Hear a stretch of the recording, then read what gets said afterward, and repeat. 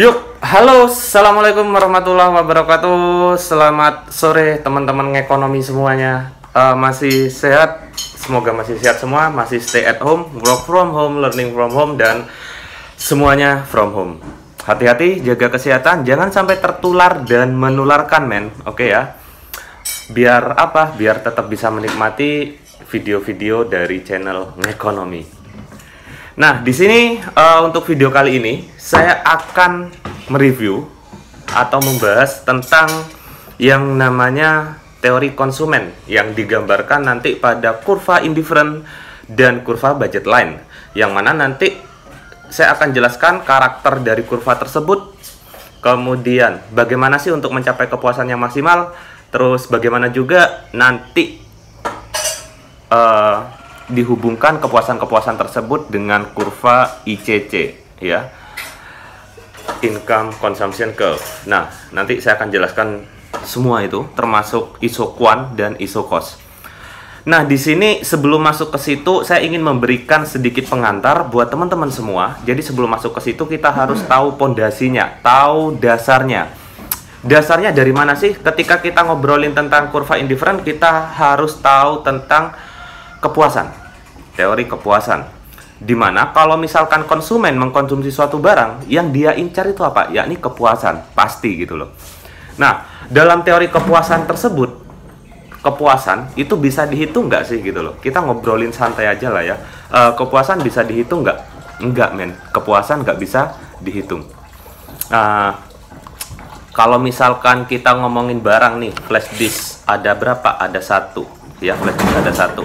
Kepuasan nampak nggak nampak, kelihatan nggak, kemudian dihitung nggak.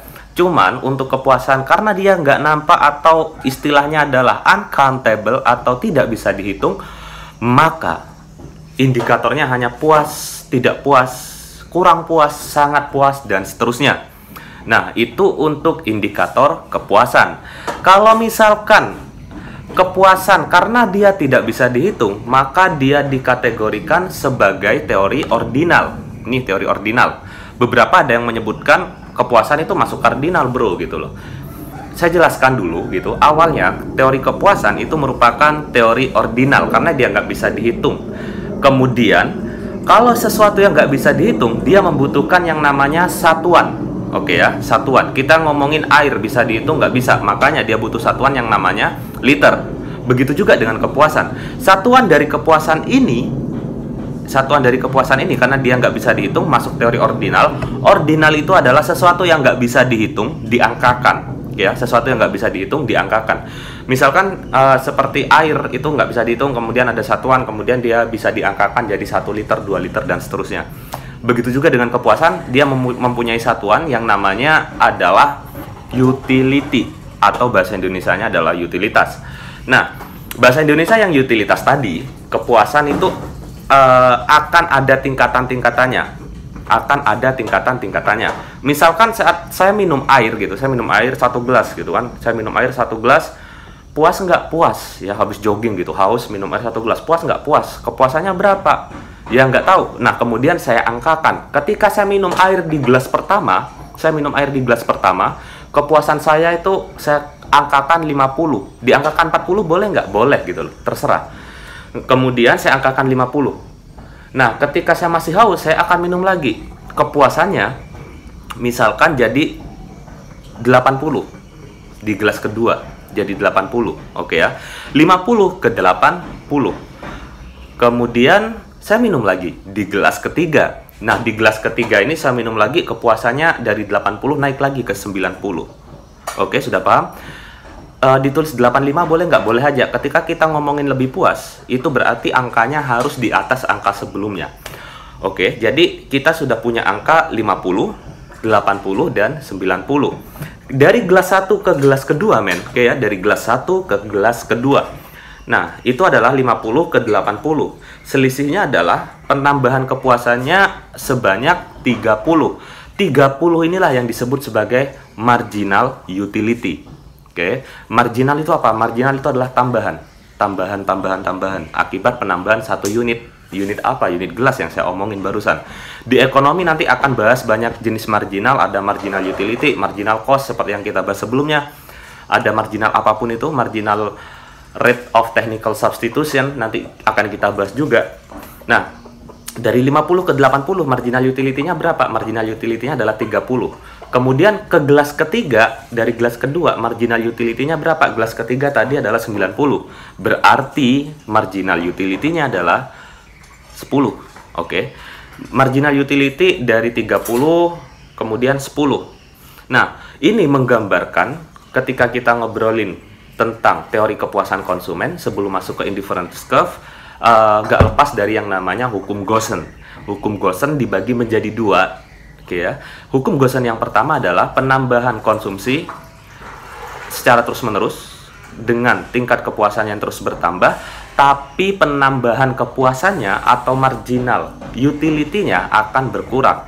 Barusan sudah dibuktikan ketika di gelas kelima ke gelas kedua, gelas ke-1 ke gelas kedua. Nambah gitu loh, nambah dari 50 ke 80, marginal utility-nya cuma 30. Kemudian ke gelas ketiga, dari gelas 2 ke gelas ketiga, 80 ke 90, marginal utility-nya nambah 10. Nah, marginal utility-nya di sana adalah tambahan kepuasannya berkurang. Jadi, beda ketika kita habis jogging, haus, di gelas pertama itu, wah enak banget gitu loh. Dari 0 ke 50 tambahan kepuasannya, itu kan sesuatu, tapi dalam hati kita masih kurang untuk minum air. Itu contoh yang paling simpel saya contohkan. Nah, disitulah yang disebut sebagai hukum Gaussian 1 ya. Hukum Gaussian 1, tambahannya kepuasannya terus bertambah tapi tambahan kepuasannya berkurang. Kemudian ketika kita masuk ke indifference curve, oke, ketika kita masuk ke indifference curve, tambahan kepuasan sudah kita bahas. Untuk indifferent kita bahas di hukum Gaussian yang kedua. Hukum Gaussian yang kedua itu menyatakan suatu perilaku individu atau orang gitu loh, ketika dia ingin mengkonsumsi barang. Jadi kalau misalkan kalimat simpelnya saya bikin sederhana saja, kombinasi berbagai barang untuk dikonsumsi untuk mencapai intensitas kepuasan yang sama. Oke ya. Jadi kalau misalkan kita mau beli es gitu kan, es krim, kemudian yang satunya kita makan bakso, oke, es krim dan bakso. Kalau baksonya 1 mangkok, es krimnya 2. Kalau baksonya 2 mangkok, es krimnya harus dikurangi dong, jadi 1. Nah, itu kurang lebih gambarannya seperti itu untuk hukum Gaussian yang kedua. Oke ya, jadi kombinasi barang-barang, berbagai jenis barang yang dikonsumsi. Kalau mungkin untuk tingkatan SMA kita cuma 2 jenis barang, jadi kurvanya cuma sumbu X dan sumbu Y. Tapi kalau nanti kita masuk ke mikro yang lebih lanjut, mikro 2 atau mikro 3, kalau sudah di dunia perkuliahan, itu nggak hanya kombinasi 2 barang tapi banyak barang gitu loh. Nah, kalau kita ngomongin yang paling sederhana saja, kita ngomongin yang paling sederhana lebih dulu, kita adalah konsumsi 2 jenis barang dengan intensitas kepuasan yang sama, dan itu nanti digambarkan pada kurva indifference. Oke ya, yang mana kurva indifference akan saya bahas di video yang berikutnya, men.